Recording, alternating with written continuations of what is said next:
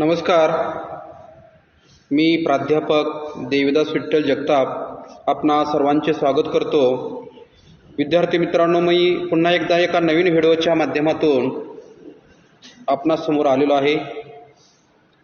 आज आपण इयत्ता 12 विषय भूगोल प्रकरण क्रमांक 1 लोकसंख्या भाग 1 या प्रकरणाचा आज आपण स्वाध्याय अभ्यासणार आहोत. विद्यार्थी मित्रांनो, याच्या अगोदरच्या व्हिडिओच्या माध्यमातून आपण लोकसंख्या भाग 1 या प्रकरणाचा स्वाध्याय काही प्रमाणामध्ये अभ्यासलेला आहे. उदाहरणार्थ, प्रश्न पहिला अचूक सहसंबंध ओळखा, प्रश्न दुसरा टिपा लिहा आणि प्रश्न तिसरा भौगोलिक कारणे लिहा या प्रश्नाचा पाठीमागच्या व्हिडिओच्या माध्यमातून आपण अभ्यास केलेला आहे. आज आपण या प्रकरणाचा स्वाध्याय प्रश्न क्रमांक 4 सविस्तर उत्तरे लिहा. प्रश्न 5 आहे लोकसंख्या संक्रमण सिद्धांतांची आकृती काढा व योग्य व नावे द्या. आणि प्रश्न 6 आहे जगाच्या आराखड्यात खालील बाबी दाखवा व सूची काढा. अशा प्रश्न क्रमांक 4, 5 आणि 6 अशा या 3 प्रश्नाचा आज आपण अभ्यास करणार आहोत. या प्रश्नाचा स्वाध्याय आपण पाहणार आहोत. याच्या पाठीमागच्या व्हिडिओमध्ये आपण प्रश्न क्रमांक 1 अचूक सहसंबंध ओळखा याच्यामध्ये अचूक सहसंबंध 3 होते. या तीनही प्रश्नाची उत्तर आपण जाणण्याचा प्रयत्न केलेला आहे. त्याचबरोबर प्रश्न दुसरा टिपा लिहा. या टिपाल्याचे एकूण क्वेश्चन 3 आहेत. या टिपाल्याच्या क्वेश्चनचे देखील उत्तरे शोधण्याचा या ठिकाणी प्रयत्न केलेला आहे. आणि प्रश्न तिसरा भौगोलिक कारणे लिहा. या भौगोलिक कारणामध्ये एकूण 6 कारणे आहेत. या 6 कारणाचे उत्तर देखील आपण शोधण्याचा या ठिकाणी प्रयत्न केलेला आहे. निश्चितपणे मला खात्री आहे विद्यार्थी मित्रांनो की या तीनही प्रश्न तुम्हाला समजले असतील. या तीनही प्रश्नाची उत्तर तुम्ही तुमच्या स्वाध्याय वहीमध्ये लिहिली असतील. जो काही राहिलेला भाग आहे प्रश्न 4 सविस्तर उत्तर लिहा, प्रश्न 5 आणि प्रश्न 6 या 4, 5 आणि 6 या 3 प्रश्नांची उत्तरे आज आपण शोधणार आहोत, पाहणार आहोत. मला खात्री आहे की लोकसंख्या भाग 1 हे प्रकरण पाठीमागं व्हिडिओच्या माध्यमातून अभ्यासत असताना हे प्रकरण प्रामुख्याने आपण 3 व्हिडिओच्या माध्यमातून पाहिले आहे. तुम्ही जर व्हिडिओ व्यवस्थित पाहिले असतील, त्याचा अभ्यास केला असेल तर या तीनही प्रश्नाची उत्तर तुम्ही सहजपणे या ठिकाणी सांगू शकाल, लिहू शकाल, पाहू शकाल. तर या ठिकाणी प्रश्न 4 पाहूया. अगोदर प्रश्न 4 सविस्तर उत्तर लिहा. याच्यामध्ये एकूण 3 प्रश्न दिलेले आहेत. पहिला प्रश्न आहे लोकसंख्येच्या वितरणावर परिणाम करणारे प्राकृतिक घटक कोणते. प्रश्न असा आहे, पुन्हा एक वेळ प्रश्न सांगतो की लोकसंख्येच्या वितरणावर परिणाम करणारे प्राकृतिक घटक कोणते. याच्यानंतर सविस्तर उत्तर लिहामधीलच दुसरा प्रश्न आहे लोकसंख्या संक्रमणाच्या पहिल्या आणि 5व्या टप्प्यात लोकसंख्या वाढ जवळजवळ होत नाही. या दोन्ही टप्प्यातील फरक सांगा. या दोन्ही टप्प्यातील फरक सांगा असा दुसरा प्रश्न आहे सविस्तर उत्तरामधील. याच्यानंतर सविस्तर उत्तरे लिहामधीलच तिसरा प्रश्न आहे 4थ्या व 5व्या टप्प्यातील देशांच्या समस्या कोणत्या असू शकतील. अशा तिसरा प्रश्न आहे. या तीनही प्रश्नाची उत्तरे आपल्याला या ठिकाणी शोधण्याचा प्रयत्न करायचा आहे. या ठिकाणी पहिल्या प्रश्नाचं उत्तर आपण पाहूया. प्रश्न 4 सविस्तर उत्तर लिहा. प्रश्न 4 पुन्हा एक वेळ वाचतो मी. लोकसंख्येच्या वितरणावर परिणाम करणारे प्राकृतिक घटक. आता विद्यार्थी मित्रांनो, जर आपण संपूर्ण जगाचा अभ्यास केला तर जगामध्ये एकूण 7 खंड आहेत. या 7 खंडापैकी 6 खंडामध्ये लोकसंख्या वेगवेगळ्या ठिकाणी वेगवेगळ्या भागामध्ये कमी जास्त आणि मध्यम प्रमाणामध्ये विस्तारलेली आहे. आणि शेवटचा जो काही 7वा खंड आहे अंटार्क्टिका खंड, तो खंड कसा आहे, निर्मनुष्य खंड आहे. त्या ठिकाणी लोकसंख्या नाही, स्थायी अशी त्या ठिकाणी लोकसंख्या आढळत नाही. प्रश्न विचारला आहे की लोकसंख्येच्या वितरणावर परिणाम करणारे प्राकृतिक घटक कोणते. या ठिकाणी आपल्याला अनेक मुद्द्याचा विचार करून या प्रश्नाचं उत्तर आपल्याला लिहायचं आहे, शोधायचं आहे, पाहायचं आहे. या प्रश्नाचं उत्तर लिहित असताना आपल्याला सुरुवातीला प्रस्तावना, प्राकृतिक घटक, त्याला आपण प्राकृतिक रचना किंवा त्या रचनेलाच आपण भूरूपे म्हणतो, हवामान, पाण्याची उपलब्धता, मृदा, खनिज संपत्ती, नैसर्गिक वने, भौगोलिक स्थान, अशा अनेक मुद्द्याचा अभ्यास करून आपल्याला प्राकृतिक घटक अभ्यासायचे आहेत की ज्या प्राकृतिक घटकाचा परिणाम हा लोकसंख्येच्या वितरणावरती होणार आहे. सर्वांनी व्यवस्थित लक्ष द्या. विद्यार्थी मित्रांनो, व्यवस्थित लक्ष द्या. या प्रश्नाची आपण प्रस्तावना पाहूया सुरुवातीला की ज्या प्रदेशात मानवी वस्तीला अनुकूल परिस्थिती असते अशा प्रदेशात दाट लोकसंख्या आढळते. या उलट ज्या प्रदेशात मानवी वस्तीला फारशी अनुकूल परिस्थिती नसते अशा प्रदेशात विरळ लोकवस्ती आढळते. लोकसंख्येचे असमान वितरण कोणत्याही एका घटकामुळे होत नसते, तर ते अनेक घटकाच्या एकत्रित परिणामामुळे घडून येत असते. विद्यार्थी मित्रांनो, या प्रकरणाची ही प्रस्तावना आहे. या प्रस्तावनेवरून तुम्हाला उत्तर कशा प्रकारचं असेल हे तुमच्या लक्षात आलं असेल की ज्या प्रदेशात मानवी वस्तीला अनुकूल परिस्थिती असते, उदाहरणार्थ एखाद्या प्रदेशामध्ये आपल्याला वास्तव्य करायचे आहे, ते वास्तव्य करण्यासाठी जर सर्व अनुकूल परिस्थिती असेल तर त्या ठिकाणी लोक देखील जाण्यासाठी इच्छुक असतात.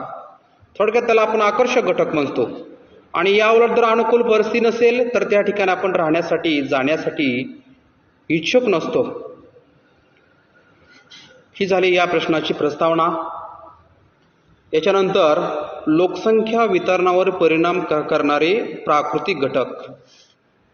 या ठिकाणी परिणाम करणारे प्राकृतिक घटक एकूण 7 दिलेले आहेत. पहिला आहे भूरूपे, दुसरा हवामान, तिसरा घटक आहे पाण्याची उपलब्धता, चौथा घटक आहे मृदा, पाचवा घटक आहे खनिज संपत्ती, सहावा घटक आहे नैसर्गिक वने आणि शेवटचा 7वा घटक आहे भौगोलिक स्थान. या सर्व मुद्द्याच्या आधारावरती आपल्याला लोकसंख्या वितरणावर परिणाम करणाऱ्या घटकाचा या ठिकाणी आपल्याला अभ्यास करायचा आहे. हे सर्व परिणाम करणारे घटक आहेत. याच्यामधील पहिला घटक आहे प्राकृतिक रचना, त्याला आपण भूरूपे म्हणतो. आता सपाट प्रदेश शेतीला अत्यंत उपयुक्त ठरतो. तेथे शेतीसाठी कालवे काढणे, रस्ते तयार करणे, लोहमार्ग बांधणे, कालव्यातून जलमार्ग तयार करणे सोपे जाते. म्हणून सपाट मैदानी प्रदेशात शेती व कारखाने विकसित होतात. त्यामुळे सपाट मैदानी प्रदेशात दाट लोकवस्ती असते. म्हणूनच नाईल, मिसिसिपी नदी, यंगस्ते नदी तसेच भारतातील गंगेच्या मैदानात दाट लोकवस्ती आढळते. पर्वतीय प्रदेशात तीव्र उतार असतो. अशा प्रदेशातील काही निवडक जागी पाण्याची उपलब्धता असते, त्यामुळे तेथे लोकवस्ती आढळते. तीव्र उतारामुळे डोंगराळ पर्वतीय प्रदेश शेतीच्या व्यवसायात फारसा उपयुक्त ठरत नाही.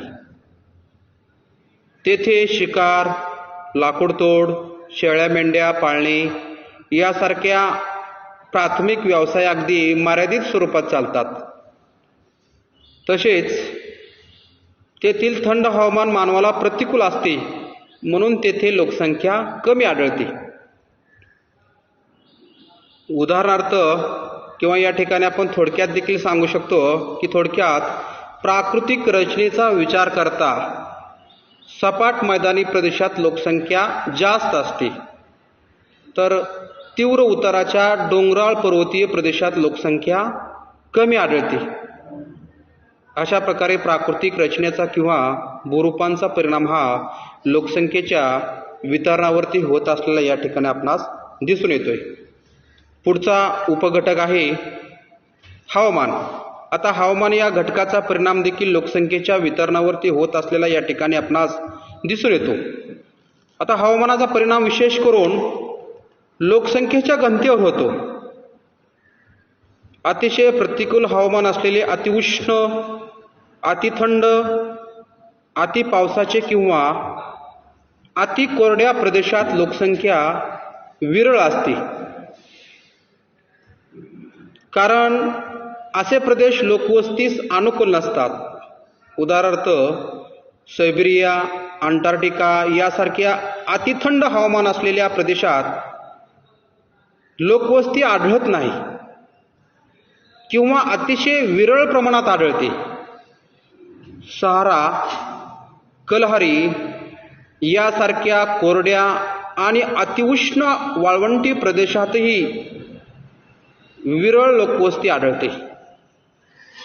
तसेच उष्ण व दमट हवामान असलेल्या विषुववृत्तीय प्रदेशात विरळ लोकवस्ती आढळते. या उलट जेथे ऋतुमानाप्रमाणे हवामान फारसे बदलत नाही, अशा सम आणि उबदार हवामान असलेल्या समशीतोष्ण प्रदेशात तसेच मान्सून हवामानाच्या प्रदेशात दाट लोकवस्ती आढळते. अशा पद्धतीने विद्यार्थी मित्रांनो, हवामान या उपघटकाचा परिणाम हा लोकसंख्येच्या वितरणावरती होत असलेला आपणास दिसून येतोय. याच्यानंतरचा पुढचा घटक आहे पाण्याची उपलब्धता. आता मानवी वसाहत निर्माण होण्यासाठी अत्यंत आवश्यक असलेला एक घटक म्हणजे पाणी होय. मानव, प्राणी, वनस्पती हे पाण्यावाचून त्या ठिकाणी जगू शकत नाहीत. तसेच मानवाला घरगुती वापरासाठी, शेतीसाठी, पशुपालनासाठी व कारखान्यासाठी पाणी अत्यंत आवश्यक असते. थोडक्यात या ठिकाणी पाण्याचे महत्त्व सांगण्याचा प्रयत्न केलेला आहे. थोडक्यात जेथे पुरेसा व नियमित पाणीपुरवठा असतो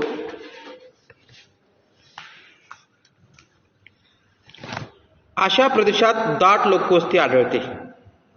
नद्यांची खोरे, तसेच किनारपट्टीचे प्रदेश, नद्यांचे मैदानी प्रदेश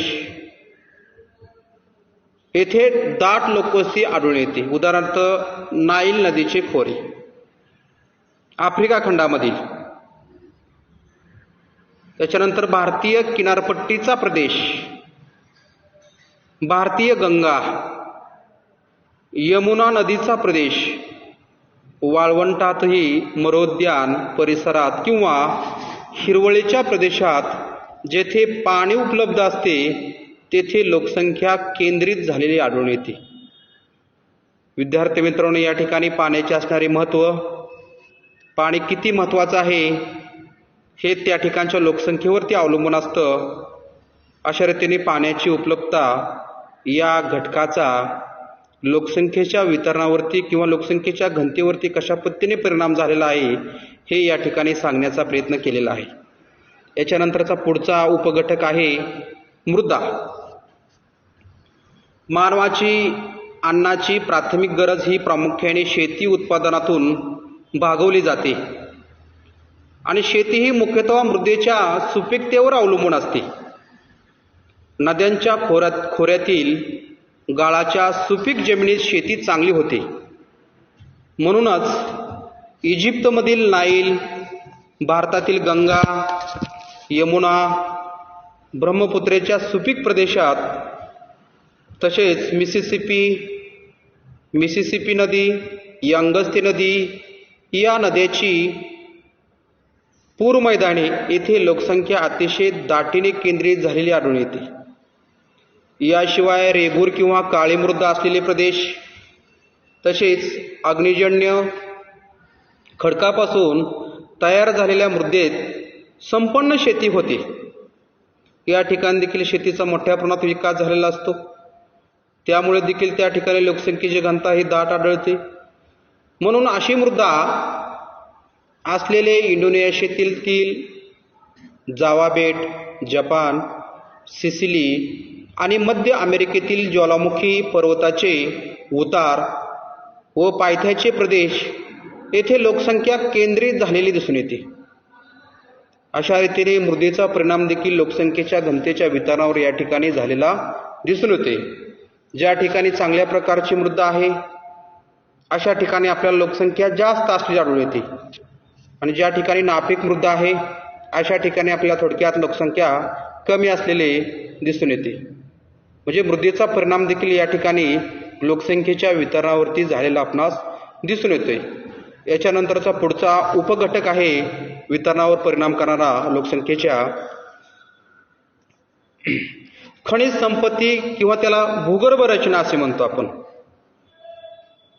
पृथ्वीच्या भूकवचामधील खडकात मानवाला उपयोगी असे अनेक खनिजे सापडतात. ही खनिजे मिळवण्यासाठी खाणीच्या जवळपास लोकवस्ती आढळून येते. जगाच्या काही भागात अन्य भौगोलिक घटक प्रतिकूल असूनही केवळ खनिज संपत्तीमुळे तेथे लोकसंख्येचे केंद्रीकरण झालेले दिसते किंवा असते. ऑस्ट्रेलियातील सोन्याच्या खाणीचा प्रदेश आणि मध्य पूर्व आशियातील खनिज तेल संपन्न देश ही याची उत्तम उदाहरणे आहेत. म्हणजे खनिज संपत्ती जर आपल्याला पर्वतीय प्रदेश असू द्या किंवा पठारी प्रदेश आहेत, अशा प्रदेशामध्ये जर आढळत असेल तर अशा ठिकाणी जर आपण त्या खनिज संपत्तीचं उत्खनन केलं तर त्या ठिकाणी लोकसंख्या काय होते, केंद्रित झालेली दिसून येते.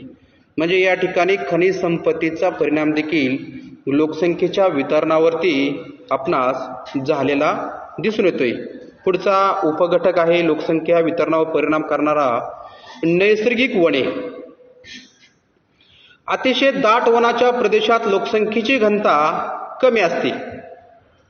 याचं उदाहरण पाहायचं असेल तर विषुववृत्तीय प्रदेश, म्हणजे 0° उत्तरेला 5° आणि दक्षिणेला 5°, हा जो काय पट्टा आहे पूर्व पश्चिम पसरलेला त्याला आपण विषुववृत्तीय प्रदेश म्हणतो.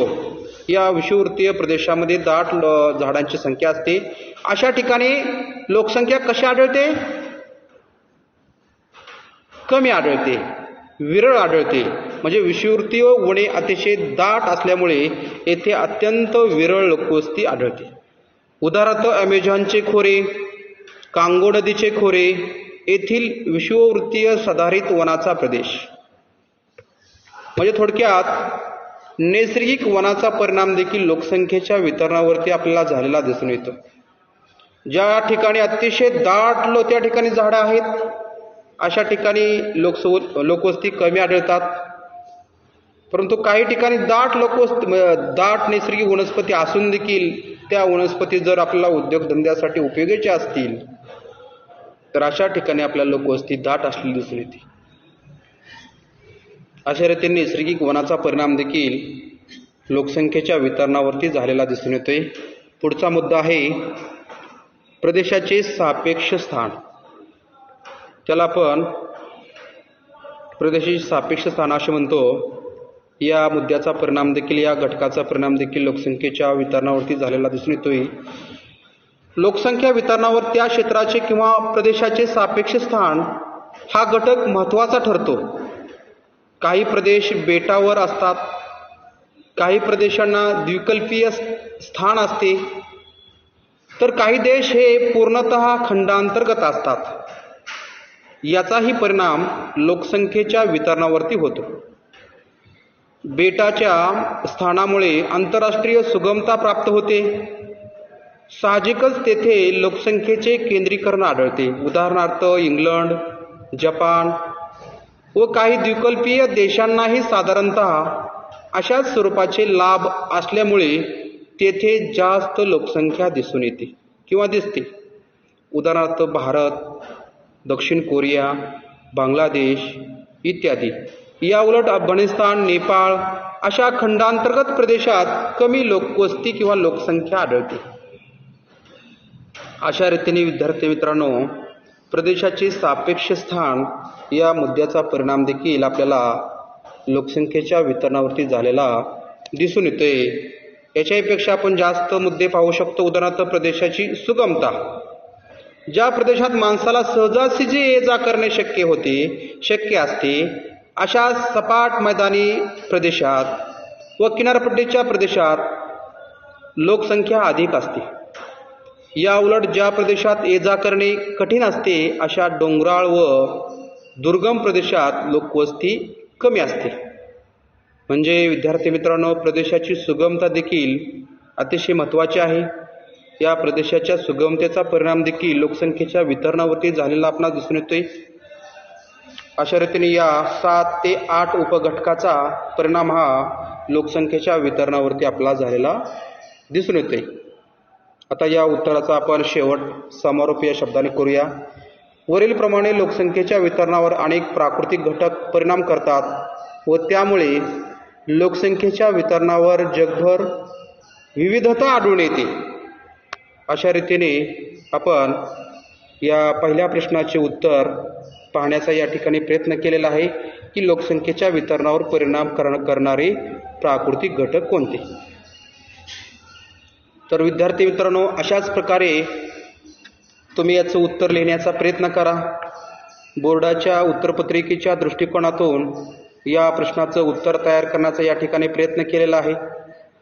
तुम्ही याच्यामध्ये नकाशा देखील वापरू शकता.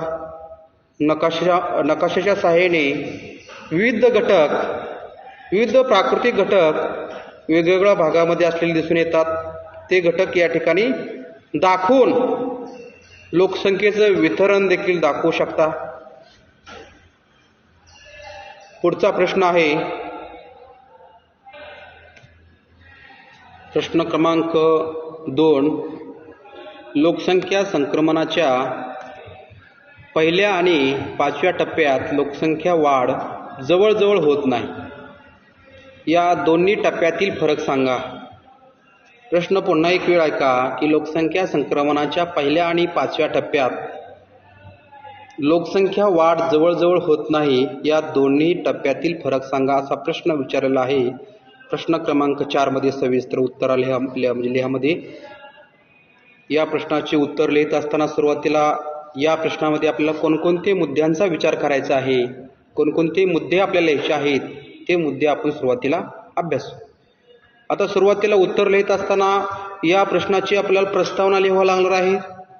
त्याच्यानंतर लोकसंख्या संक्रमण सिद्धांत, अर्थ, लोकसंख्या संक्रमण सिद्धांत टप्पे, लोकसंख्या संक्रमण सिद्धांतातील पहिल्या व 5व्या टप्प्याची लोकसंख्या वाढ न होण्याची कारणे आणि शेवटचं 4थं लोकसंख्या संक्रमण सिद्धांतांच्या पहिल्या व 5व्या टप्प्यातील फरक आणि शेवटी उत्तराचा समारोप. अशा अनेकविध मुद्द्याद्वारे आपल्याला या प्रश्नाचे उत्तर शोधण्याचा या ठिकाणी प्रयत्न करायचा आहे. या प्रश्नाची प्रस्तावना दिलेली आहे या ठिकाणी की जन्मदर व मृत्यूदर यांच्यातील तफावतीमुळे एकूण लोकसंख्येमध्ये वाढ किंवा घट होत असते. जन्मदर, मृत्यूदर, एकूण लोकसंख्या वाढ विचारात घेऊन लोकसंख्या संक्रमण प्रतिमानाची निर्मिती केलेली आहे.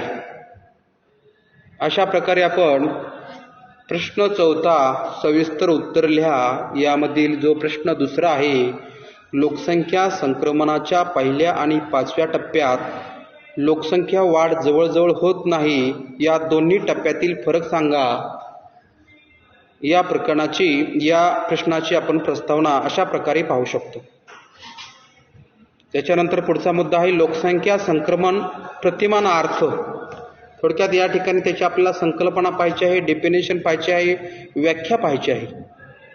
लोकसंख्या वाढीचे विविध टप्पे विचारात घेऊन सर्वसाधारण लोकसंख्या वाढीची स्थित्यांतरे दाखवणारे नमुना चित्र म्हणजे लोकसंख्या संक्रमण प्रतिमान होय.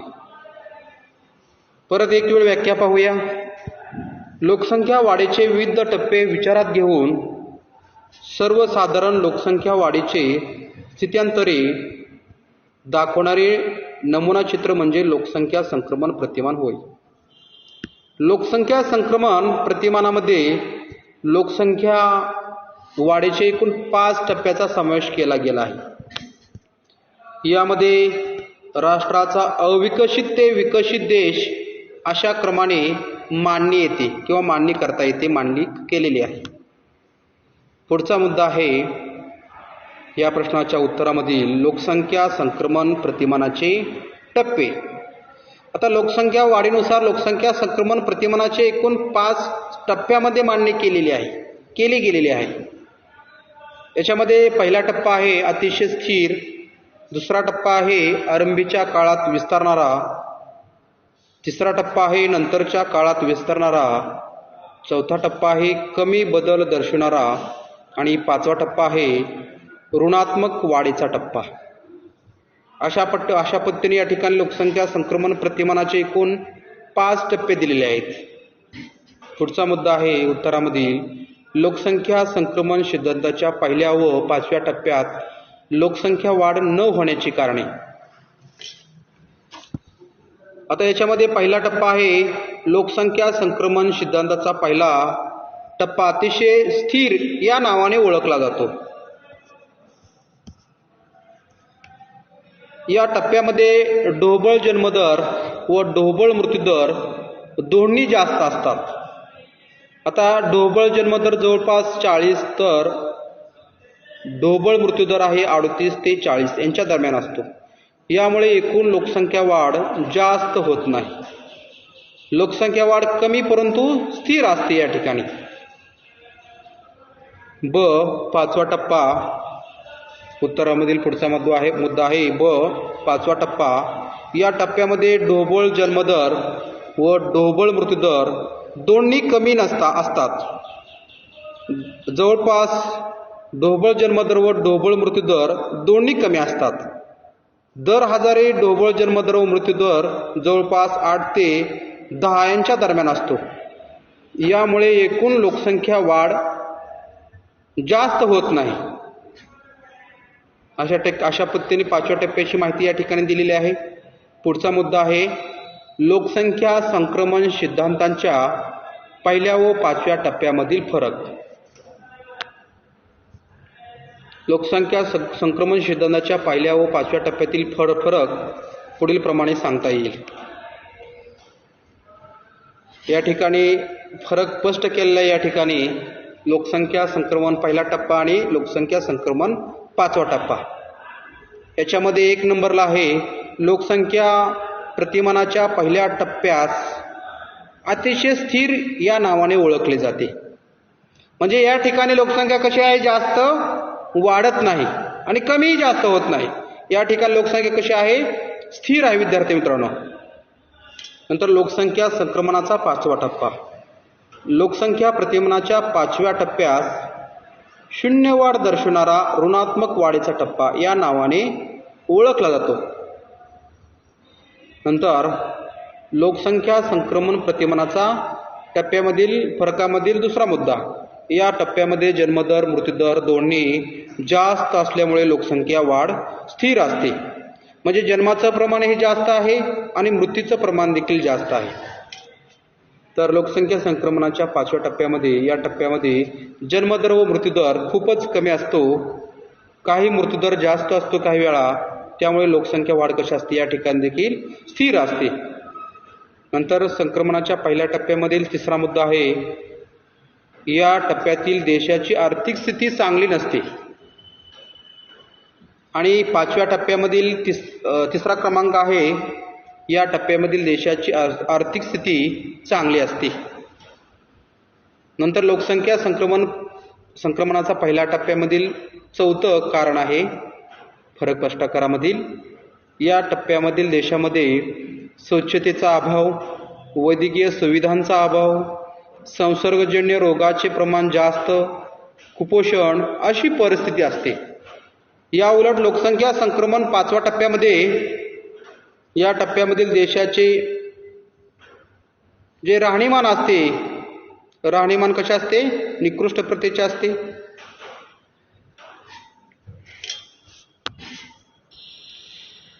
या ठिकाणी राहणीमान हे कसे असते?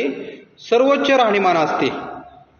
कुठं? लोकसंख्या संक्रमणाच्या 5व्या टप्प्यामध्ये. कुशल मनुष्यबळ असते, आयुर्मानाचे प्रमाण देखील जास्त असते. या प्रदेशामध्ये तृतीय व चतुर्थक व्यवसायाचा विकास या ठिकाणी जास्त झालेला दिसून येतोय. अशा प्रकारे लोकसंख्या संक्रमणाचा पहिला टप्पा आणि लोकसंख्या संक्रमणाचा 5वा टप्पा यामधील फरक आपणास अशा पद्धतीने सांगता येईल.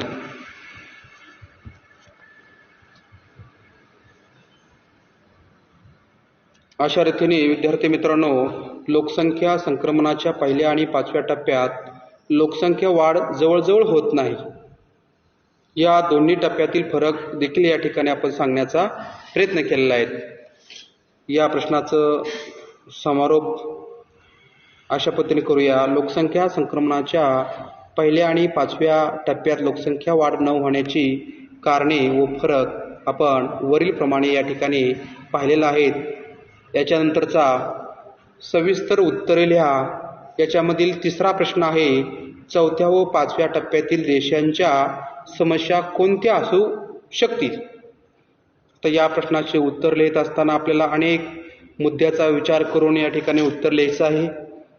या प्रश्नाच्या उत्तरामध्ये प्रस्तावना, 4थ्या व 5व्या टप्प्यातील देशांच्या समस्या, पहिला आहे मनुष्यबळाची कमतरता, इतर प्रदेशातून स्थलांतरास वाव, 4थ्या टप्प्यात कार्यशील लोकसंख्येचे प्रमाण कमी, आणि 5व्या टप्प्यात नकारात्मक लोकसंख्या वृद्धी दर, 5 नंबरला वृद्धांची संख्या जास्त, 6 नंबरला बालकाचे प्रमाण कमी. अशा अनेकविध मुद्द्यांचा विचार करून या प्रश्नाचे उत्तर आपल्याला सोडवायचे आहे. आणि शेवटी समारोप. या प्रश्नाची प्रस्तावना अशा पद्धतीने आहे की जन्मदर व मृत्यूदर यांच्यातील तफावतीमुळे एकूण लोकसंख्येमध्ये वाढ किंवा घट होत असते. जन्मदर व मृत्यूदर व एकूण लोकसंख्या वाढ विचारात घेऊन लोकसंख्या संक्रमण प्रतिमानाची निर्मिती केलेली आहे. अशा पद्धतीने याची प्रस्तावना आपण सांगू शकतो. त्याच्यानंतर लोकसंख्या संक्रमण प्रतिमानाचा अर्थ, लोकसंख्या वाढीचे विविध टप्पे विचारात घेऊन सर्वसाधारण लोकसंख्या वाढीचे स्थित्यांतरे दाखवणारे नमुना चित्र म्हणजे लोकसंख्या संक्रमण प्रतिमान होय. लोकसंख्या संक्रमण प्रतिमानामध्ये लोकसंख्या वाढीचे एकूण 5 टप्प्यांचा समावेश केला गेला आहे. यामध्ये राष्ट्राचा अविकसित ते विकसित देश अशा क्रमाने मांडणी करता येते किंवा मांडलेली देखील आहे.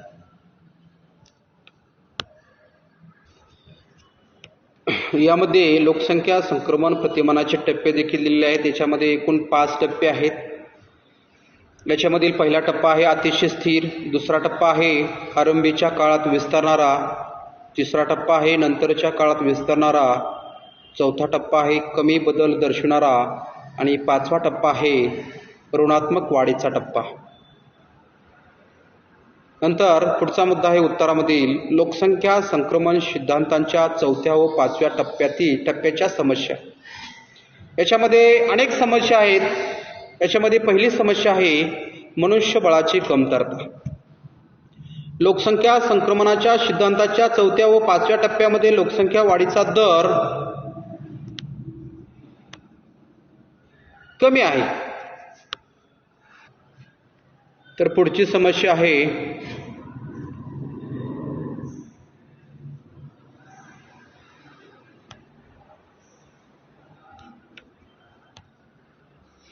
इतर प्रदेशातून या प्रदेशामध्ये येण्यासाठी देखील काही ठिकाणी प्रदेशास किंवा स्थलांतरास वाव देखील या ठिकाणी मिळालेला दिसून येतोय. त्याचबरोबर 4थ्या टप्प्यात कार्यशील लोकसंख्येचे प्रमाण देखील कसं असतं, कमी आढळतं आपल्याला या ठिकाणी. याच्यानंतर 4था टप्पा आहे. पुढचा 4था मुद्दा आहे 5व्या टप्प्यात नकारात्मक लोकसंख्या वृद्धी दर देखील या ठिकाणी मोठ्या प्रमाणात आढळतो. 5व्या टप्प्यामधील देशामध्ये जन्मदर मृत्यूदर कमी असतोच. त्यापेक्षाही जन्मदर कमी आणि कमी कमी होत जातो व त्यामुळे एकूण लोकसंख्येमध्ये किंचित घट होत जाते. यास नकारात्मक वृद्धी दर असे म्हणतात. त्याच्यानंतर पुढची समस्या आहे 5वी, वृद्धांची संख्या जास्त. 4थ्या व 5व्या टप्प्यामध्ये असणारे जे देश आहेत ते विकसित असतात. आरोग्याच्या सुविधाचा चांगला विकास या प्रदेशामध्ये झालेला असतो. लोक आरोग्याबाबत जागृत असतात. इत्यादी कारणामुळे मृत्यूदर खूपच कमी झालेला असतो व त्यामुळे वृद्ध लोकांचे प्रमाण देखील कसे असते, जास्त असते. त्यामुळे या देशाच्या आरोग्यावरील खर्चाचे प्रमाण देखील कसे असते, वाढत जाते किंवा वाढत असते. पुढची समस्या आहे बालकाचे प्रमाण कमी. 4थ्या व 5व्या टप्प्यामधील देशामध्ये लोकांमध्ये कुटुंब नियोजनामध्ये महत्त्व असलेले त्या ठिकाणी दिसून येते. त्यामुळे छोट्या कुटुंबाकडे सर्वांचा कल असतो. त्यामुळे ढोबळ जन्मदर कमी असल्यामुळे बालकाचे प्रमाण खूपच कमी आढळून येते. अशा पद्धतीने आपण 4थ्या व 5व्या टप्प्यातील देशांच्या समस्या कोणत्या आहेत हे या ठिकाणी समस्या पाहण्याचा प्रयत्न केलेला आहे. नंतर उत्तराचा शेवट या ठिकाणी समारोप या शब्दाने करायचा आहे की 4थ्या व 5व्या टप्प्यामधील देश विकसित असून त्यांच्या वरीलप्रमाणे अनेक समस्या या ठिकाणी आढळून येतात. विद्यार्थी मित्रांनो, आपण 4थ्या व 5व्या टप्प्यातील देशांच्या समस्या अशा प्रमाणे देखील या ठिकाणी पाहू शकतो की प्रत्येक देशाची लोकसंख्या ही सर्वसाधारणपणे वाढतच असते. मात्र लोकसंख्या वाढीबाबत प्रत्येक देश एक विशिष्ट स्थित्यांतरातून जात असतो. या स्थित्यांतराच्या दरम्यान देशाची लोकसंख्या वाढ 5व्या टप्प्यातून जाते. त्याला लोकसंख्या वाढीच्या संक्रमणाचे टप्पे म्हणतात. जेव्हा लोकसंख्या वाढीच्या संक्रमणाच्या 3ऱ्या टप्प्यातून देश जात असतो तेव्हा त्या देशात लोकसंख्येच्या विस्फोटाची स्थिती निर्माण झालेली असते. मात्र या टप्प्यातून जेव्हा देश 4थ्या टप्प्यात जातो तेव्हा जन्मदर घटत जातो व मृत्यूदरही घटत जातो व नागरिकांची आर्थिक स्थिती देखील सुधारते. वैद्यकीय सेवा सुविधा उपलब्ध असतात. लोक आपल्या आरोग्याबद्दल जास्त जागरूक होतात. मात्र अशा परिस्थितीत देखील लोकसंख्येचा वृद्धी दर कमी असतो आणि त्यामुळे कार्यरत लोकसंख्येचे प्रमाण हळूहळू कमी होत जाते. असे देश अधिकाधिक आधुनिक तंत्रज्ञानावर अवलंबून राहतात किंवा असतात. मनुष्यबळाचा अभाव या देशांना जाणवू लागतो आणि त्यामुळे अशा देशामध्ये जगाच्या इतर भागातून येणाऱ्या लोकांच्या स्थलांतराचा कल वाढतो. यापुढच्या 5व्या टप्प्यात जेव्हा देश जातो तेव्हा तर जन्मदर अजून घटत जातो. मृत्यूदरही अजून कमी झालेला असतो. काही प्रसंगी तर मृत्यूदर जास्त आणि जन्मदर कमी अशी परिस्थिती उद्भवते. त्यामुळे देशामध्ये बालकाची संख्या खूपच कमी होते आणि वृद्धांची संख्या खूप वाढते. थोडक्यात अशा परिस्थितीत या देशात अवलंबित लोकांची संख्या वाढते. कार्यरत लोकांचे प्रमाण कमी होते आणि याचा परिणाम सुरुवातीस चांगल्या आर्थिक राहणीमानाच्या स्वरूपात दिसून येतो. मात्र भविष्यात या देशाची मनुष्यबळाची कमतरता जाणवेल किंवा जाणवते.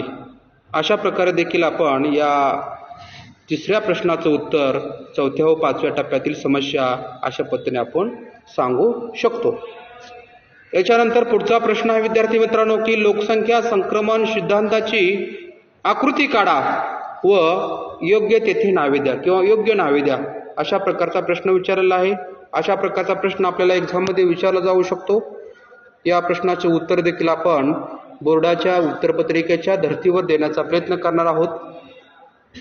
विद्यार्थी मित्रांनो, या ठिकाणी पाठ्यपुस्तकामध्ये अशा प्रकारची आकृती दिलेली आहे. या ठिकाणी लोकसंख्या संक्रमण सिद्धांताची आकृती आहे. ही आकृती काढून आपल्याला काय करायचं आहे, वेगवेगळ्या भागामध्ये वेगवेगळी त्याला नावं द्यायची आहेत. याच्यामध्ये पहिला टप्पा आहे, पहिला कॉलम. टप्पे किती आहेत बघा. अतिशय स्थिर, आरंभीच्या काळात विस्तारणारा. तिसरा टप्पा आहे नंतरच्या काळात विस्तारणारा. चौथा टप्पा आहे कमी बदल दर्शवणारा. आणि शेवटचा 5वा टप्पा आहे शून्य वाढ दर्शविणारा. त्याच्यानंतर दर हजारे होणारे जन्म व मृत्यू हे या ठिकाणी 0 ते 10, 10 ते 20, 20 ते 30, 30 ते 40 या संख्येमध्ये या ठिकाणी दाखवण्याचा प्रयत्न केलेला आहे. अतिशय स्थिर याच्यामध्ये मृत्यूदर देखील दाखवला अतिशय किती कमी आहे किंवा जास्त आहे. त्याचबरोबर त्याच भागामध्ये त्याच प्रदेशामध्ये लोकसंख्या कशी आहे तो देखील दाखवण्याचा प्रयत्न केलेला आहे. नंतर आरंभीच्या काळात विस्तारणारा, त्या ठिकाणचा जन्मदर कसा आहे. नंतरच्या काळात विस्तारणारा, त्या ठिकाणची नैसर्गिक वाढ कशी आहे. कमी बदल दर्शवणारा, त्या ठिकाणची असणारी नैसर्गिक वाढ किंवा जन्मदराचं प्रमाण कसं आहे. आणि शेवटचं शून्य वाढ दर्शवणारा, यामध्ये जी काही नैसर्गिक घट आहे हे देखील या ठिकाणी दाखवण्याचा प्रयत्न केलेला आहे. अशा पद्धतीने विद्यार्थी मित्रांनो, लोकसंख्या संक्रमण सिद्धताची आकृती काढा व योग्य नावे द्या. या ठिकाणी देखील स्क्रीनवरती आकृती काढून त्याची व्यवस्थित नावं देण्याचा या ठिकाणी प्रयत्न केलेला आहे. ही जी आकृती आहे विद्यार्थी मित्रांनो, ती आकृती पाठ्यपुस्तकामध्ये पान नंबर 9 वरती दिलेली आहे. त्या आकृतीचा देखील तुम्ही व्यवस्थित बारकाईने अभ्यास करा. त्याची जी काही नावं दिलेली आहेत टप्प्यामध्ये ती नावं देखील पहा आणि त्याच पद्धतीने आकृती काढण्याचा प्रयत्न करा. पुढचा प्रश्न आहे स्वाध्यायामधील शेवटचा प्रश्न आहे. थोडक्यात प्रश्न 6वा. जगाच्या आराखड्यात खालील बाबी दाखवा व सूची काढा. अशा प्रकारचा या ठिकाणी आपल्याला प्रश्न विचारलेला आहे. याच्यामध्ये 4 प्रश्न विचारलेले आहेत. अ, आ, ई. याच्यामध्ये पहिला प्रश्न आहे ऑस्ट्रेलियातील जास्त लोकसंख्येचा प्रदेश. नंतर दुसरा प्रश्न आहे भारतातील कमी लोकसंख्येचा प्रदेश. तिसरा प्रश्न आहे लोकसंख्या संक्रमण अवस्थेतील 5व्या टप्प्यातील कोणतेही 2 देश. नंतर पुढचा प्रश्न आहे लोकसंख्या संक्रमण अवस्थेतील 2ऱ्या टप्प्यातील 2 देश. असे एकूण 6व्या प्रश्नामध्ये एकूण 4 प्रश्न विचारलेले आहेत. या 4ही प्रश्नाची उत्तरे आपल्याला नकाशाच्या सहाय्याने या ठिकाणी द्यायची आहेत. या प्रश्नाचे उत्तर आपल्याला दाखवत असताना नकाशामध्ये आपल्याला देखील त्या प्रश्नाचे उत्तर दाखवायचं आहे. त्याच पद्धतीची शेडिंग द्यायची आहे आणि त्याच प्रकारची शेडिंग आपल्याला सूचीमध्ये देखील या ठिकाणी दाखवण्याचा प्रयत्न करायचा आहे, दाखवायची आहे. तरच आपल्याला मार्क व्यवस्थित मिळणार आहेत. आता अशा प्रकारचे जर तुम्हाला एक्झाममध्ये प्रश्न विचारले तर अशा प्रकारच्या प्रश्नाची उत्तर लिहिण्यासाठी आपल्याला नकाशाचे ज्ञान अवगत असणे गरजेचं आहे. त्याच्यामुळे तुम्हाला पाठीमागच्या व्हिडिओच्या माध्यमातून मी तुम्हाला सांगण्याचा प्रयत्न केलेला आहे की नकाशा हा भूगोल विषयाचा का आहे, आत्मा आहे.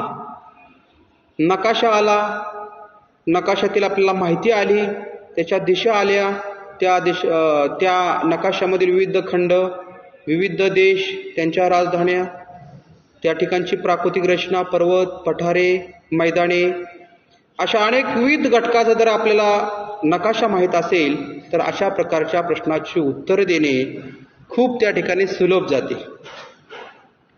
या ठिकाणी नकाशा देखील दाखवण्याचा मी प्रयत्न केलेला आहे. याच्यामधील पहिल्या प्रश्नाचं उत्तर आपण देण्याचा प्रयत्न करूया. ऑस्ट्रेलियातील जास्त लोकसंख्येचा प्रदेश. ऑस्ट्रेलियातील जास्त लोकसंख्येचा प्रदेश. आता ऑस्ट्रेलिया कुठं आहे बघा तुम्ही. ऑस्ट्रेलिया कुठं आहे? हा उत्तर अमेरिका खंड आहे, दक्षिण अमेरिका खंड, युरोप खंड, आशिया खंड, आफ्रिका खंड, हा ऑस्ट्रेलिया खंड आणि हा शेवटचा अंटार्क्टिका खंड आहे. प्रश्न काय विचारला की ऑस्ट्रेलियातील जास्त लोकसंख्येचा प्रदेश. आता ऑस्ट्रेलिया कुठं आहे? या ठिकाणी ऑस्ट्रेलिया आहे.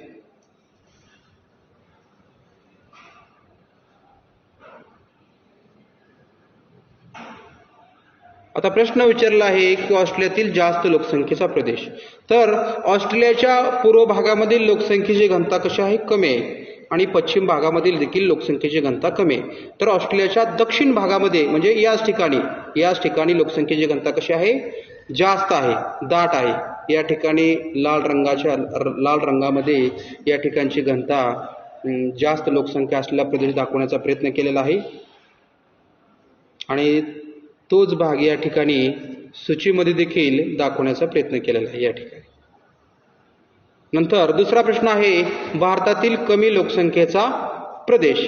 आता भारत देश कुठे आहे या ठिकाणी? तर या ठिकाणी आपला भारत देश आहे. या ठिकाणी भारत देश आहे.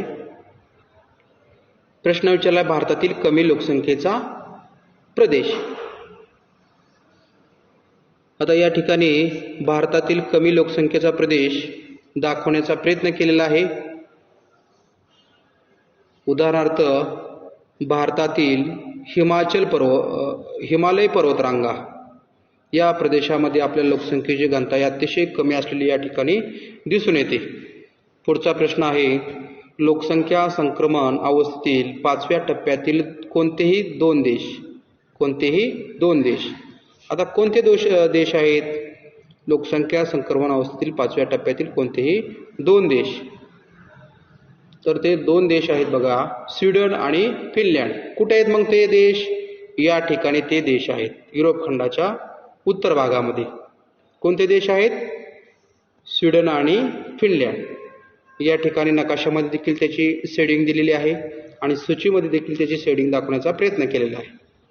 नंतर नकाशामधील शेवटचा प्रश्न आहे लोकसंख्या संक्रमण अवस्थेतील दुसऱ्या टप्प्यातील दोन देश. आता हे देश कोणते आहेत? नायजर व युगांडा. आता हे देश कुठे आहेत? हे देश आफ्रिका खंडामध्ये आहेत. हा आफ्रिका खंड आहेत. या आफ्रिका खंडामध्ये या ठिकाणी नायजर आणि या ठिकाणी युगांडा आहे. हे देश लोकसंख्या संक्रमण अवस्थेतील दुसऱ्या टप्प्यातील हे दोन देश आहेत.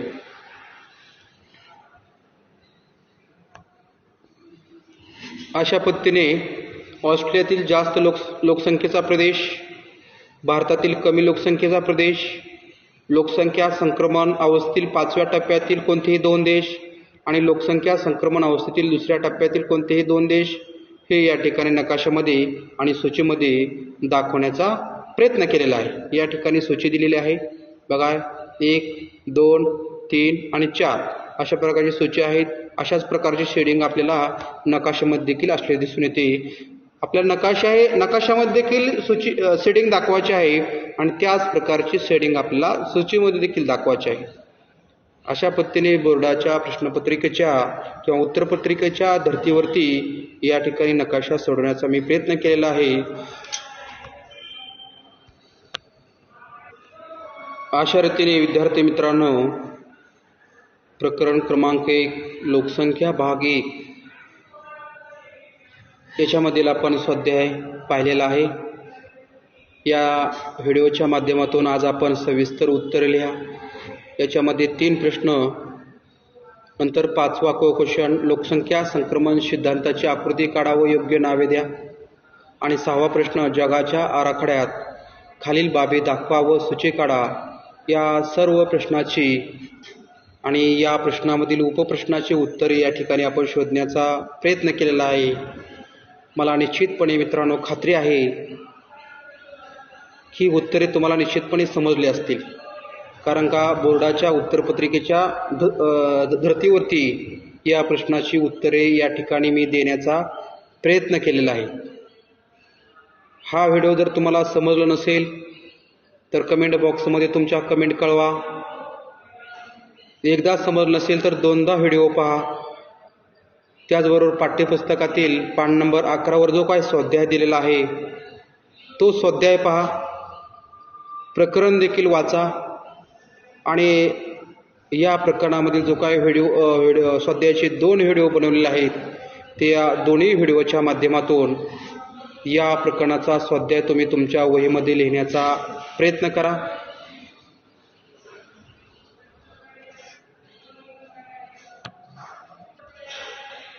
हा व्हिडिओ जर तुम्हाला आवडला असेल तर निश्चितप्रमाणे लाईक करा, सबस्क्राईबर करा किंवा इतर विद्यार्थ्याला देखील शेअर करण्याचा प्रयत्न करा, कारण का हा व्हिडिओ इतर विद्यार्थ्याला देखील उपयोगी पडेल या धर्तीवरतीच मी हा व्हिडिओ या ठिकाणी बनवलेला आहे. तुर्तास धन्यवाद.